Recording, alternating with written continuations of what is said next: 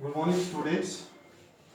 बेटे आज का हमारा जो चैप्टर रहेगा, नया चैप्टर हम स्टार्ट करने जा रहे हैं। यूनिट नंबर 4 आपकी प्रदीप की बुक के अंदर work energy and power. NCERT के अकॉर्डिंग बेटे चैप्टर नंबर 6 है। आप एस एल अरोड़ा की बुक यूज कर रहे हो तो चैप्टर नंबर 6 है बेटे। ठीक है, वर्क एनर्जी और पावर का चैप्टर है।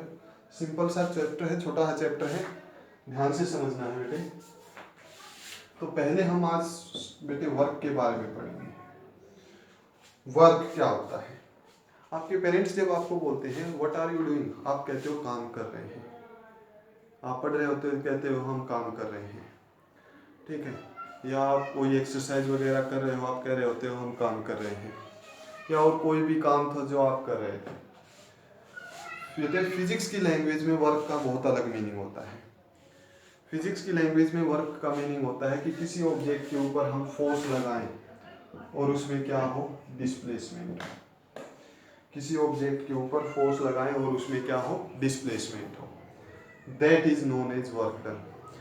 जैसे फॉर एग्जांपल मैंने इस मार्कर के ऊपर फोर्स लगाया, इस मार्कर के ऊपर फोर्स लगाया, ये चला, वो फोर्स लगा, इसमें डिस्प्लेसमेंट हुई, ये हो गया वर्क। बट बेटे अगर मैं इस बोर्ड के ऊपर फोर्स लगाऊं, क्या ये मूव करेगा? It will not move. अगर मूव नहीं करेगा तो डिस्प्लेसमेंट जीरो, वर्क डन भी कितना हो जाएगा, जीरो हो जाएगा।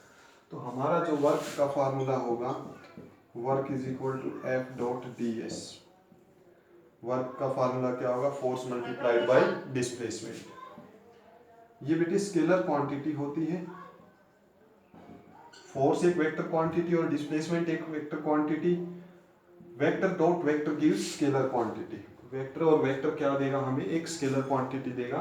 तो वर्क हमारी कैसी क्वांटिटी रहेगी, scalar quantity.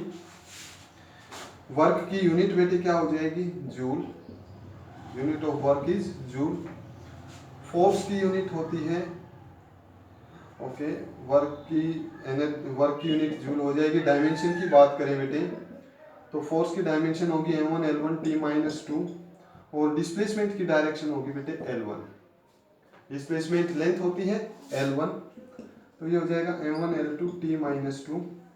This is the dimension of work. ये वर्क की डायमेंशन आ जाएगी m1 L2 T-2। ठीक है, अच्छा भाई, फिर इसके बाद वर्क डन जो है पॉजिटिव भी हो सकता है, वर्क डन जो है नेगेटिव भी हो सकता है, और वर्क डन जो है जीरो भी हो सकता है। वर्क डन पॉजिटिव कब होगा, नेगेटिव कब होगा और जीरो कब होगा, ये देखो ध्यान से समझना बेटे। पहले इसको नोट करो, पहले इसको नोट करो आप। अब हम डिस्कस करते हैं वर्क डन पॉजिटिव कब होगा।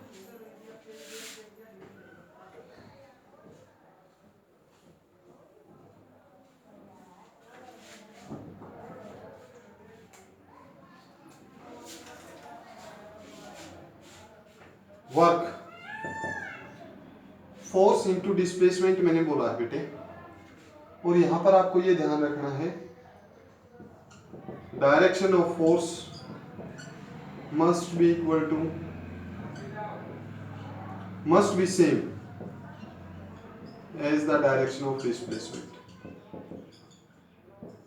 फोर्स की डायरेक्शन और डिस्प्लेसमेंट की डायरेक्शन जो है बेटे वो सेम होनी चाहिए। फोर्स की डायरेक्शन और डिस्प्लेसमेंट की डायरेक्शन सेम होनी चाहिए। अब यहां पर ये हमारा एक ब्लॉक है, हम इस ब्लॉक को मूव करवाना चाहते हैं और हमने ये फोर्स लगाया, ये फोर्स लगाया, हम इसको ऐसे रस्सी से, यहाँ पर रस्सी बांधी हमने और इसको खींच के ला रहे हैं। जब हम इसको खींचेंगे, लेट इसका मास कितना है बेटे, m है, मास का कुछ करना ही नहीं। लेट ये इधर डिस्प्लेसमेंट हुई, इसके अंदर डिस्प्लेसमेंट इधर हुई। एक मिनट बेटे, ये बच्चे हैं ना, तो बेटे यहाँ पर हमने इसके ऊपर फोर्स लगाया और ये डिस्प्लेसमेंट। तो यहाँ पर वर्क डन की डेफिनेशन क्या थी कि फोर्स और डिस्प्लेसमेंट जो है सेम डायरेक्शन में होनी चाहिए। फोर्स और डिस्प्लेसमेंट जो है सेम डायरेक्शन में होनी चाहिए। तो ये डिस्प्लेसमेंट है, या तो इस डिस्प्लेसमेंट को इधर ले जाओ या इस फोर्स को इधर ले आओ। तो फोर्स को इधर लाएंगे तो ये कंपोनेंट बनेगा F cos थीटा। तो वर्क डन कितना हो जाएगा, work is equal to F cos theta dot ds। Work done कितना हो जाएगा, F cos theta dot ds। या इसके अंदर फिर हम ये कर सकते हैं कि ये फोर्स है, डिस्प्लेसमेंट इधर हो रही थी, हमने डिस्प्लेसमेंट को भी इधर ही कर दिया फोर्स की डायरेक्शन में। ये क्या हो जाएगा, S cos थीटा या ds cos थीटा। तो अब फार्मूला क्या बनेगा, work done is equal to F dot ds cos theta. Work done कितना बनेगा, F dot ds cos theta. तो दोनों केस में आप इसको ऐसे लिख सकते हो, work is equal to F dot ds cos theta. Work done is equal to force multiplied by displacement multiplied by क्या हो जाएगा, cos theta, where cos theta is the angle between force and displacement. Force और displacement के बीच में ये angle रहेगा। Clear है। हम यहां पर बेटे स्टार्ट करेंगे। वर्क डन पॉजिटिव कब होगा, वर्क डन पॉजिटिव होगा इफ, ध्यान से बेटे, इफ F एंड ds या if angle between force and ds is, force और डिस्प्लेसमेंट के बीच में एंगल कितना हो, less than 90 degree, less than 90 degree. अगर फोर्स और डिस्प्लेसमेंट के बीच में एंगल 90 डिग्री से कम है तो वहां पर वर्क डन कैसा रहेगा, पॉजिटिव वर्क डन रहेगा, जैसे कि इस केस के अंदर है, जैसे कि इस केस के अंदर है। वर्क डन नेगेटिव कब होगा, if angle between force and displacement is more than 90 degree. अगर 90 डिग्री से ज्यादा का एंगल है तो वर्क डन कैसा आएगा, नेगेटिव। कैसे आएगा, देखो बेटे, हम इधर फोर्स लगा रहे हैं, इधर डिस्प्लेसमेंट हो रही है। एक ऑब्जेक्ट के ऊपर तीनों तरह का वर्क डन हो सकता है, पहले जीरो को और समझ लो। If angle between F and ds is 90 degree then work done will be equal to, उस टाइम पे वर्क कितना आएगा भाई, 0 आएगा। उस टाइम पे वर्क कितना होगा, 0। तो पॉजिटिव वर्क डन कब होगा, जब एंगल कितना हो, less than 90। Negative work done कब होगा, जब एंगल मोर देन 90। और जीरो वर्क डन कब होगा, जब एंगल 0। देखो, एक ही ऑब्जेक्ट के ऊपर तीनों तरह के काम हो सकते हैं। फर्स्ट है हमारा फोर्स और डिस्प्लेसमेंट। ये फोर्स की डायरेक्शन, यही डिस्प्लेसमेंट की डायरेक्शन। एंगल कितना है इनके बीच में, 0 या 89 डिग्री तक। ये देखो हमने यहां पर ऐसे कर दिया था, 89 डिग्री तक वर्क डन कैसा होगा, पॉजिटिव होगा। अच्छा भाई, अब आप ये कह सकते हो कि भाई हम फोर्स इधर लगा रहे हैं, डिस्प्लेसमेंट इधर है, और जिधर फोर्स लगाते हैं उधर ही ऑब्जेक्ट जाता है। बेटे जब ये यहां पर मूव करेगी तो यहां पर एक फ्रिक्शन का फोर्स बनेगा या नहीं बनेगा।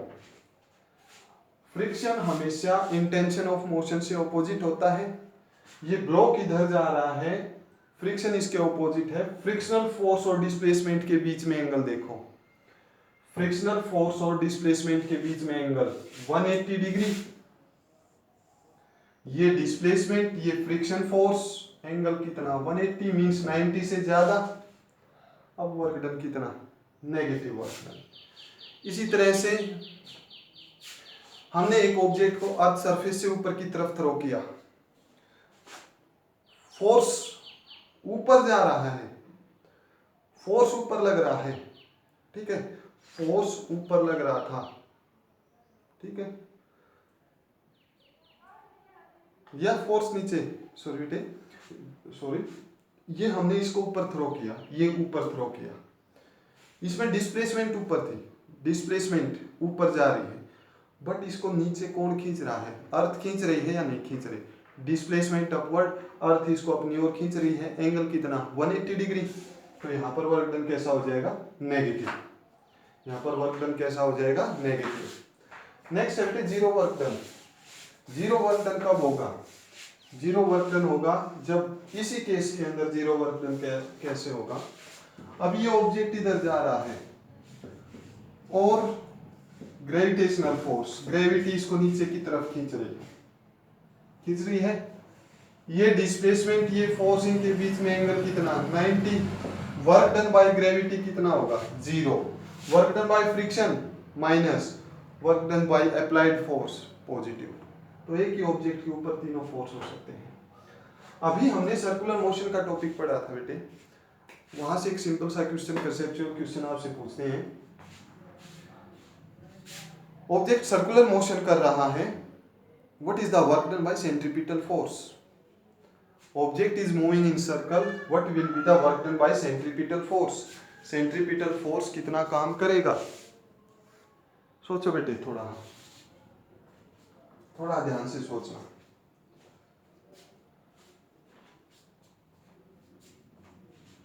सेंट्रीपिटल फोर्स बेटे हमेशा, ये ऑब्जेक्ट इधर जा रहा है, ये इधर जा रहा है, ये हमेशा सेंटर की तरफ लगता है। कितना एंगल है 90 है, सेंट्रीपिटल फोर्स इधर, डिस्प्लेसमेंट इधर, इनके बीच में एंगल कितना 90, वर्क डन कितना 0। तो सेंट्रीपिटल फोर्स हमेशा वर्क डन कितना होगा 0 होगा। तो इसी तरह के कंसेप्चुअल क्वेश्चन बनते हैं बेटे जो आपने पहले पढ़ लिए। अगर आपने पहले टॉपिक अच्छे से रिवाइज किए हैं तो ये टॉपिक बहुत आपको इजी लगेंगे। तो समझ में आया, वर्क डन पॉजिटिव नेगेटिव 0 कब कब होता है, पक्का। चलो ठीक है जी, नोट करो बेटे इसको, अपनी वर्डिंग में कुछ भी बना के लिख लो। अरे कुछ भी का मतलब है फिजिक्स की लैंग्वेज में लिखना है, कभी कोई गीत लिख दो। चलो भाई नेक्स्ट। अब बेटे फोर्स हमारे दो तरह के होते हैं, फोर्स हमारे दो तरह के होते हैं, work done by constant force, work done by a constant force. Constant force ये कैसा फोर्स हो गया बेटे, दो तरह के फोर्स होते हैं, वेरिएबल फोर्स और एक होता है कांस्टेंट फोर्स। एक वेरिएबल फोर्स और एक कांस्टेंट फोर्स। तो बेटे ये कुछ नहीं होते, एक ऑब्जेक्ट है, इस ऑब्जेक्ट के ऊपर मैं कंटिन्यूसली 5 न्यूटन का फोर्स लगा रहा हूँ, अब भी 5 न्यूटन का है, थोड़ी देर बाद भी 5 न्यूटन का है, और थोड़ी देर बाद भी 5 न्यूटन का है, टिल जब तक हम मोशन करवा रहे हैं तब तक 5 न्यूटन का फोर्स है। तो वो फोर्स कौन सा हो जाएगा, कांस्टेंट हो जाएगा। यहाँ पर हमारे पास दोनों तरह के वर्क डन रहेंगे, कांस्टेंट फोर्स भी रहेगा और वेरिएबल फोर्स भी रहेगा। वेरिएबल फोर्स क्या होगा बेटे, वेरिएबल फोर्स होगा, मैंने इस ऑब्जेक्ट के ऊपर फोर्स लगाया 2 न्यूटन, थोड़ी देर बाद 3 न्यूटन, फिर 0 न्यूटन, फिर 4 न्यूटन, फिर 5 न्यूटन, फिर 0, फिर 2, 3, 4, 2, 4, 3, 1, कंटिन्यूसली इंक्रीज डिक्रीज होता रहे, तो वो फोर्स कौन सा हो जाएगा, वेरिएबल फोर्स। तो हम पहले पढ़ते हैं work done by a constant force. Work done by constant force हमें पढ़ना है। तो work done by constant force, देखो स्टूडेंट्स, हमारे पास फोर्स दे दिया 2i + 3j - k और डिस्प्लेसमेंट वैल्यू दे दिया आपको i - 2j + 3k। यहाँ पर जो हमारा फोर्स है डियर स्टूडेंट्स, वो फोर्स कैसा है, कांस्टेंट फोर्स है। You have to calculate work done. Work done calculate करना है। वर्क का फार्मूला आपको बताया था F.ds होता है, वेक्टर फॉर्म हमारे पास है, तो वेक्टर फॉर्म में हम करते हैं 2i + 3j - k dot. Second displacement, ये ds की वैल्यू है, डिस्प्लेसमेंट हमारी दे रखी है i - 2j + 3k, ये दे रखी है डिस्प्लेसमेंट। वर्क हमें कैलकुलेट करना है स्टूडेंट्स, तो यहाँ पर डॉट प्रोडक्ट है, देखो हम इसकी इसके साथ मल्टीप्लाई करेंगे, फिर इसकी इसके साथ भी मल्टीप्लाई करेंगे और इसकी इसके साथ भी मल्टीप्लाई करेंगे। इसी तरह जे की आई के साथ, जे की जे के साथ और जे की के साथ, इसी तरह से के की के साथ, के की जे के साथ और के की आई के साथ। ये कंटिन्यूसली हमें प्रोडक्ट करनी है। तो वर्क डन, डॉट प्रोडक्ट जब भी हम करेंगे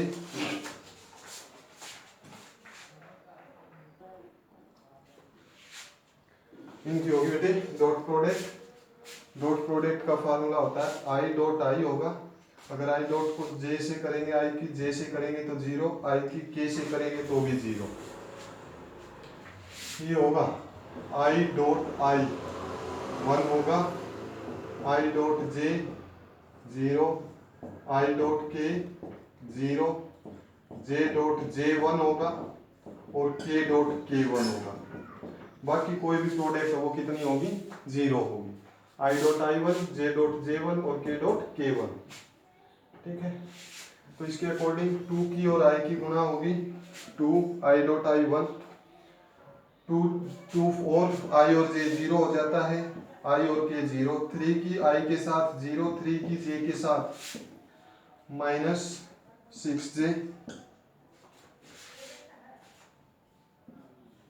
जे की के साथ फिर 0, फिर की आई के साथ, के की आई के साथ 0, के की जे के साथ 0, के की के साथ सॉरी 1 आ जाएगा -3। तो ये 6 - 3 -6 -9 2 -7 जूल। टोटल वर्क डन कितना होगा, ये -7 जूल का वर्क डन। ठीक है भाई, ये तो हमारा है कांस्टेंट फोर्स। कांस्टेंट फोर्स के लिए पहले इसको नोट करो, फिर हम करते हैं वेरिएबल फोर्स।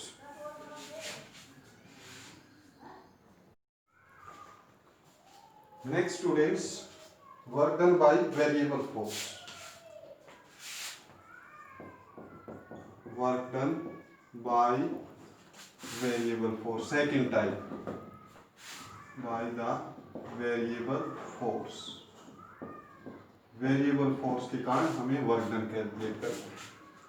वेरिएबल फोर्स कैसा बेटे, वेरिएबल फोर्स है जैसे ऑब्जेक्ट के ऊपर 5 न्यूटन फोर्स लगाया, 7 लगाया, फिर 9 हो गया, फिर 2 3 इस तरह से। तो यहाँ पर सपोज एक ऑब्जेक्ट इस पाथ के ऊपर जा रहा है, ठीक है, यहाँ ए से उसको कहाँ पर जाना है, बी के ऊपर जाना है, और उसके ऊपर यहाँ पर फोर्स लग रहा है F, which is making an angle theta, जो कि कितना एंगल बना रहा है, थीटा एंगल बना रहा है। अब थीटा एंगल ये बना रहा है बेटे, यहाँ पर जो फोर्स है वो फोर्स कांस्टेंट नहीं है, वो फोर्स कांस्टेंट नहीं है। तो इसके लिए हम क्या करते हैं, एक छोटा सा पोर्शन मान लिया हमने XY, ठीक है, जिसके अंदर डिस्प्लेसमेंट कितनी है, ds डिस्प्लेसमेंट है, और इसके ऊपर कितना फोर्स लगा हुआ है, F फोर्स लगा हुआ है कांस्टेंट। कांस्टेंट, और ये देखो बेटे क्या मतलब है कि यहाँ पर जो हमारा पहले ऑब्जेक्ट था वो यहाँ से यहाँ पर गया, उसमें फोर्स कंटिन्यूअसली चेंज हो रहा था, ठीक है। यहाँ पर यहाँ से यहाँ 5 न्यूटन, यहाँ से यहाँ इतने टाइम के लिए 2 Newton, 3 Newton, 1 Newton, 7 Newton, 10 Newton, इस तरह से हमने इसके छोटे छोटे पार्ट्स बना दिए। तो यहाँ पर ये पोर्शन हमने लिया हुआ है XY पोर्शन। इस XY पोर्शन के अंदर सपोज देखो यहाँ पर 5 न्यूटन था, यहाँ पर इस पोर्शन के लिए 2 न्यूटन था, तो ये 2 कांस्टेंट था ना इतने पोर्शन के लिए, तो यहाँ पर फोर्स की पोर्शन के लिए ds के लिए क्या हो जाएगा, कांस्टेंट। हम इसको कर रहे हैं in Cartesian form, in Cartesian form means vector form के अंदर कर रहे हैं हम। तो हमारा F जो है फोर्स अलोंग x एक्सिस, और हमारा फोर्स जो है अब बेटे ये ना तो x एक्सिस में है, ना y एक्सिस में है, ना z एक्सिस में है। तो हम इसके 3 कंपोनेंट बना लेते हैं, Fx, Fy, Fz। सपोज ये फोर्स है, और हमारी जो डिस्प्लेसमेंट थी, देखो वर्क डन क्या होता है बेटे, फोर्स इनटू डिस्प्लेसमेंट। तो ds क्या हो जाएगा हमारा, displacement along x axis, x को i, y को j कैप, z को k cap, dxi dyj dzk। ठीक है, तो वर्क कितना हो जाएगा, work is equal to F dot D S. और ये जो वर्क होगा बेटे, ये इस पोर्शन के लिए कैलकुलेट किया है। इसी तरह से हम इस पोर्शन के लिए भी कैलकुलेट कर लेंगे, इस पोर्शन के लिए भी कैलकुलेट कर लेंगे, इसके लिए भी, इसके लिए भी, इसके लिए, हर सारे पोर्शन को, हर छोटे छोटे पोर्शन को हम कैलकुलेट करेंगे और फिर उसका ऐड कर देंगे। ठीक है, और इस तरह बार बार ऐड कैलकुलेट करेंगे, ऐड करेंगे। उससे बढ़िया मेथड कौन सा है, इंटीग्रेशन। तो हम क्या कर देते हैं बेटे, इसका इंटीग्रेशन कर देते हैं। दोनों तरफ क्या कर दिया हमने, इंटीग्रेशन। तो integration of D W is equal to F force F X I F Y J F Z K, displacement D X आई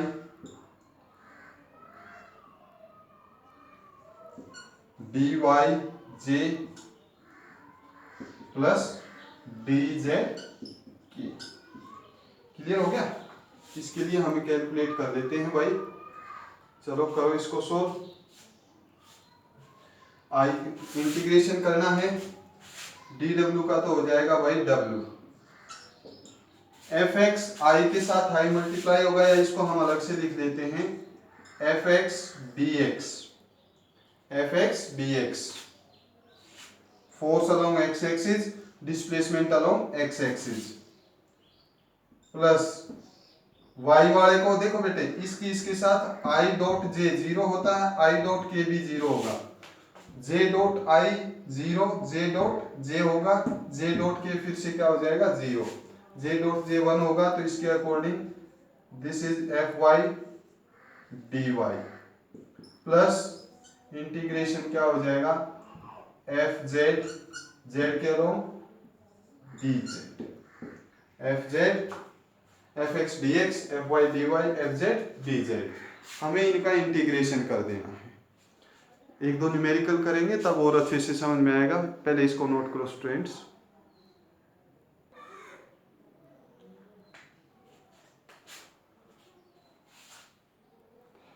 फिर बेटे इसके अंदर नेक्स्ट हम लिमिट भी पुट करेंगे। यहाँ पर जो वैल्यू दी जाएगी x1 और x2 की वैल्यू दी जाएगी, y1 y2 की value, y3 sorry z1 z2 की वैल्यू। इस तरह से हम इसको सोल्व करेंगे। ठीक है, पहले इसको कर दिया नोट, ये लिमिट लगा लो बेटे, फिर हम एक न्यूमेरिकल करते हैं और अच्छे से समझ में आ जाएगा आपको। एक ऑब्जेक्ट है जिसके ऊपर वेरिएबल फोर्स लगा हुआ है,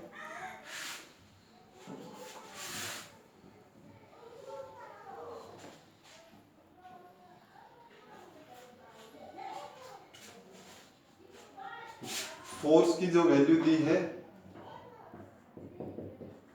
3x² प्लस में 2y प्लस z न्यूटन।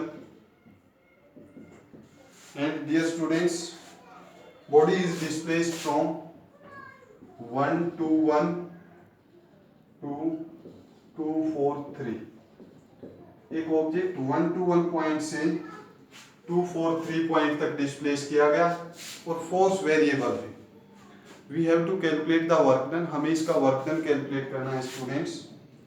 बेटे जब इसका हमें वर्क डन कैलकुलेट करना है तो अब हम हमारा फार्मूला लिखते हैं जो अभी हमने बनाया था, integration from x1 to x2 f dot dx, fx dx, plus integration fy dot dy y1 से y2, प्लस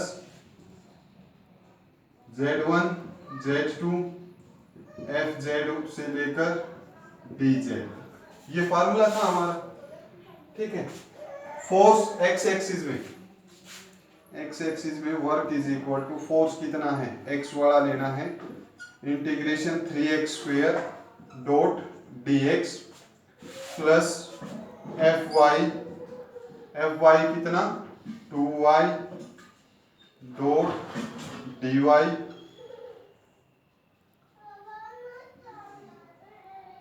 प्लस fz कितना z डॉट dz। इस तरह से हम इसमें वैल्यू पुट करेंगे। अच्छा भाई, फिर इसके बाद लिमिट्स, इनिशियल x1 कितना 1, x2 कितना हो जाएगा 2, इसी तरह से नेक्स्ट हो जाएगा 2 से 4, 2 से 4, फिर z कितना है 1 से 3 तक। ये है वो, क्लियर हुआ। अब आप इसको इंटीग्रेट करो, ट्राई करो एक बार। हुआ? चलो, नहीं हुआ। w is equal to 3। बेटे यहां देखो, ये x² जो है ना, ये dx है, इसका मतलब है हमें इंटीग्रेशन करना है x का, और यहाँ पर क्या है x², तो इस x² का इंटीग्रेशन करना है। इंटीग्रेशन का रूल ये है कि पावर में एक ऐड कर दो और जो पावर बनी उससे डिवाइड कर दो, और इन लिमिट्स को ऐसे लिख दो 2 और 1, जो यहाँ पर 2 और 1 थी उनको ऐसे लिख दिया, ठीक है। Plus same as it is यहाँ पर dy का मतलब है कि y क्वांटिटी है उसका इंटीग्रेशन करना है, तो 2 तो हमने ले लिया, y का इंटीग्रेशन पावर में एक ऐड करो और जो पावर बनी उससे डिवाइड कर दो। इसमें लिमिट क्या हो जाएगी 4 से 2। इसी तरह से भाई इसमें z के भी रिस्पेक्ट करना है, z का इंटीग्रेशन करेंगे, पावर में एक ऐड कर देंगे और जो पावर बनी उससे डिवाइड कर देंगे। बेटे इसको आप रख लो कि इंटीग्रेशन कैसे करना है, अगर आपको फिजिक्स पढ़नी है तो, ठीक है ना, कर लो इसको। तो इसके बाद क्या होगा भाई, ये देखो,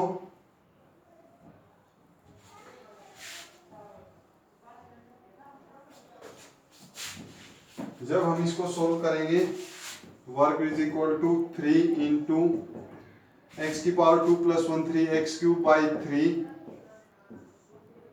ये लिमिट 2 से 1 थी, प्लस 2 इंटू ये हो जाएगा y² बाई 2, लिमिट 4 से 2, प्लस में z² बाई 2, 3 से 1, ठीक है। फिर इसके बाद नेक्स्ट स्टेप में लिमिट पुट कर देंगे, यहां तक आ गया। अब क्या करेंगे बेटे, लिमिट को पुट करेंगे, 3 इंटू एक्स की जगह पर 2 की पावर 3 बाई 3 माइनस एक बार लोअर लिमिट एक्स की जगह पर 1 की पावर 3 बाई 3, लिमिट में यहां पर x है तो ये पावर x की जगह पर पुट करेंगे, ठीक है। इसी तरह यहाँ पर y की जगह पर क्या पुट करोगे, एक बार 4 का स्क्वायर बाई 2 माइनस 2 का स्क्वायर बाई 2, इसी तरह प्लस z की जगह पर 3 का स्क्वायर बाई 2 माइनस 1 का स्क्वायर बाई 2। इसको अब सोल्व कर लो। Work is equal to 3 into 2 2 जा 4 2 जा 8 minus 1 7 by 3 plus 2 into 4 4 16 by 2 12 by 2। देखो बेटे 4 चौक 16 है, बटे 16 में से 4 गए, ठीक है 12, प्लस में ये हो जाएगा भाई 3 का स्क्वायर 9 माइनस 1 8 बाई 2, 3 से 3 कैंसल, 2 से 2 cancel, 8 by 2 4, 7 plus 12 plus 4 23 joule. तो हमारा टोटल वर्क डन कैसा आएगा बेटे, कितना आएगा 23 जूल। क्लियर है, कर लिया note, okay.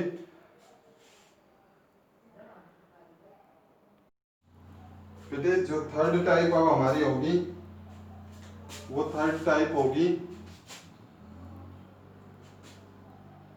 Force graphical method. Graphical method से हमें कैलकुलेशन करनी है। किस मेथड से कैलकुलेशन करनी है? ग्राफिकल मेथड से। ग्राफिकल मेथड से कैसे कैलकुलेशन करनी है बेटे? देखो यहां पर फोर्स और डिस्प्लेसमेंट, इन दोनों की मल्टीप्लिकेशन से हमें क्या मिलता है?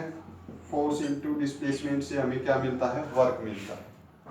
डियर स्टूडेंट्स, यहाँ पर आपको एक चीज ध्यान में रखनी है, अगर हम किन्हीं दो क्वांटिटीज को, यहाँ पर ग्राफ के अंदर दो क्वांटिटी दे रखी हैं, अगर उनकी मल्टीप्लाई से हमें कुछ वर्क, कुछ फार्मूला मिलता है या कोई क्वांटिटी मिलती है, तो हम उसमें एरिया कैलकुलेट करेंगे। क्या कैलकुलेट करेंगे बेटे? एरिया। जैसे फोर्स और डिस्प्लेसमेंट दे रखी है, work is equal to force into displacement होता है। तो बेटे अगर प्रोडक्ट से हमें कुछ वैल्यू मिलती है, कोई क्वांटिटी मिलती है, तो वी विल कैलकुलेट एरिया। ठीक है, एरिया कैलकुलेट करेंगे, वो किसके इक्वल होगा? वर्क के इक्वल। वर्क किसके इक्वल होगा? Area of force, force displacement graph.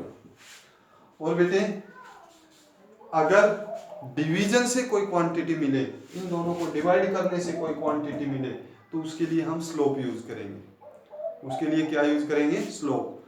ये ध्यान में रखना, फिजिक्स पढ़ो तब तक, कि जब तक मल्टीप्लिकेशन है, मल्टीप्लिकेशन से कोई क्वांटिटी मिल रही है तो we will calculate area.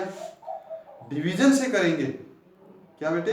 Division से करेंगे तो वहां पर हमें स्लोप लेना होगा। तो यहां पर ये देखो एक फोर्स है बेटे, और ये फोर्स वेरिएबल है, इसकी वैल्यू यहाँ पर इतनी है, थोड़ी आगे इतनी हो जाएगी, और थोड़ी आगे इतनी हो जाएगी, और थोड़ी आगे इतनी हो जाएगी, और थोड़ी आगे इतनी हो जाएगी, और थोड़ी आगे इतनी हो जाएगी। क्लियर है? तो यहाँ पर वैल्यू कंटिन्यूअसली चेंज हो रही है, वेरिएबल फोर्स है। तो इस टाइम पे हमें अगर एरिया कैलकुलेट करना है, तो बेटे हम क्या करेंगे? इसके छोटे छोटे पोर्शन बना लेंगे। ये एक तरह से रेक्टेंगल बना या नहीं बना? नेक्स्ट फिर हमने ये रेक्टेंगल बना लिया, नेक्स्ट एक रेक्टेंगल, ये ब्रेथ हो जाएगी, ये लेंथ हो जाएगी, एक रेक्टेंगल और बन गया। अब एक छोटा ये भी रेक्टेंगल बन गया हमारे पास, ये यहां पर रेक्टेंगल, फिर ये रेक्टेंगल, ये वाला। तो इस तरह से हम इसको कैलकुलेट करेंगे। ठीक है, ऐसे हम इसकी कैलकुलेशन करेंगे। तो वर्क किसके इक्वल होगा? Work is equal to force into displacement. और अगर ग्राफ दे रखा है तो ग्राफ क्या होगा बेटे? Work force multiplied by displacement. Force into displacement, area of F S graph, force displacement का ग्राफ हमें क्या देगा? वर्क की कैलकुलेशन देगा। क्लियर है? इसको नोट करो।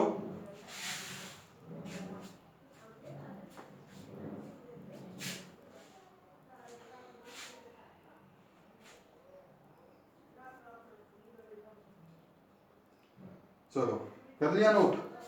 ये लाइन याद रखो, फोर्स डिस्प्लेसमेंट का एरिया हमें क्या देगा? फोर्स डिस्प्लेसमेंट ग्राफ है तो एरिया क्या देगा? वर्क देगा। और ये भी याद रखना बेटे कि जहां पर हमें प्रोडक्ट से कोई क्वांटिटी मिलती है तो हम एरिया लेंगे, और डिवीजन से कोई क्वांटिटी मिलती है तो स्लोप लेंगे। इसका एक न्यूमेरिकल करते हैं स्टूडेंट्स। न्यूमेरिकल है हमारा, ग्राफ बनाते हैं बेटे, एक मिनट। ये क्वेश्चन है हमारा, हमें वर्क कैलकुलेट करना है।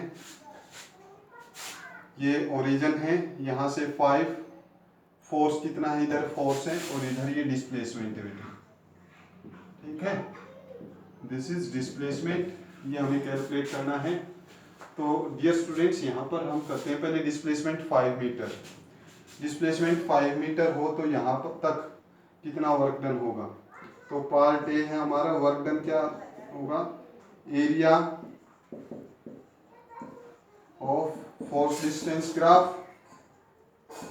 तो ये एरिया यहाँ से ये एरिया हम कैलकुलेट करेंगे। फोर्स कितना 10 और 5 एरिया रेक्टेंगल बन गया ना 50 जूल।